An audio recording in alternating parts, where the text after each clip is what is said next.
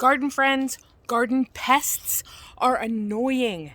And right now I'm dealing with a couple of garden pests that I want to talk to you about. One of them is actual pests, critters, underground in my garden. Let me show you what they've been eating on. Right over here, I have this bed. And in this bed, last spring, I planted 10 ramp bulbs. Ramps are wild leeks or wild onions that are native to the Northeast, and they're well loved in cooking. They're a spring ephemeral, and they come and then early spring, and then they die back by the time it gets hot in summer. But only 5 of them have come back. And it's because this whole area looks very disturbed, doesn't it? Because I've been poking things down into little tunnels that go underneath this garden bed. Now, they have completely killed back one of the bleeding hearts that was on this bed, in this bed. There's another one there that they haven't pestered too much. And thankfully, the hazelnuts, the American hazelnuts that are growing up in this bed, this one is the younger one. This one is the older one. They don't seem disturbed by the activity. And right here is Mayapples. And this is a patch of Mayapples, and it seems to be expanding. A lot of them are going to flower and hopefully fruit this year. But look at this. Oh no, this one is broken. And it wasn't broken earlier today. So I don't know what's going on there, but Mayapples are actually toxic. The plants, the roots, the stems, the leaves are toxic. So I wonder whatever critter is tunneling under the ground is actually immune to the toxicity of Mayapples, or they're just ignoring them when they get to those roots.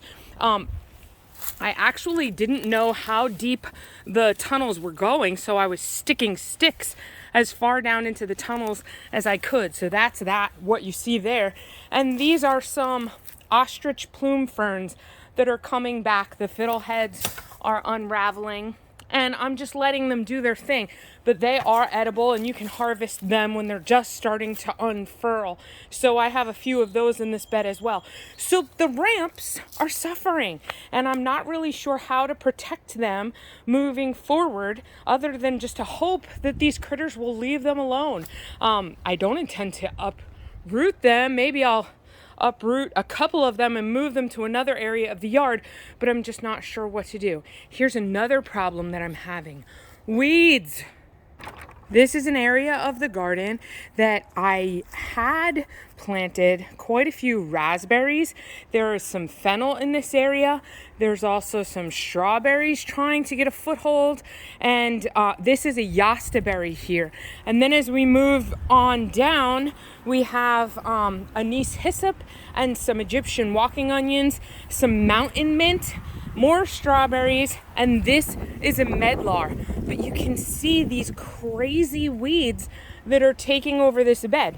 Now this area I have diligently weeded so many times last year and already this year, and then trying not to disturb the plants I want to keep and mulching heavily with well-aged leaf litter, but compost, but they spread like crazy, and they spread from underground.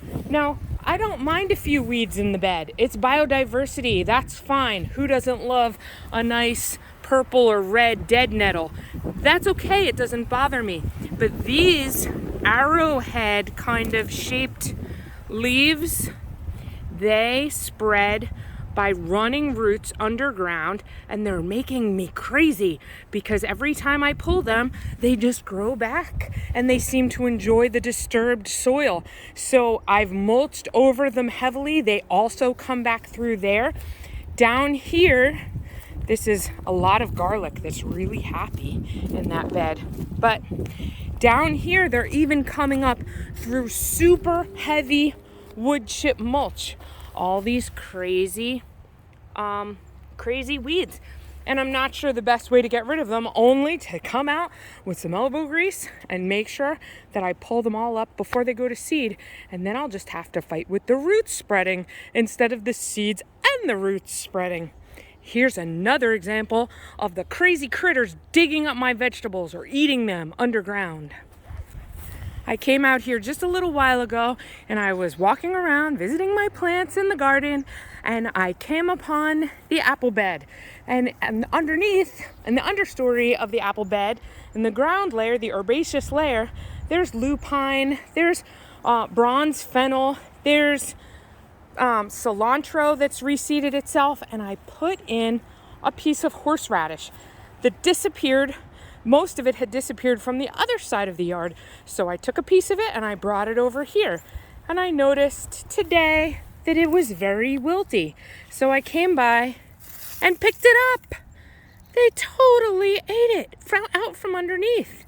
Now, it's fine. I can replant it in a container and it'll probably be protected.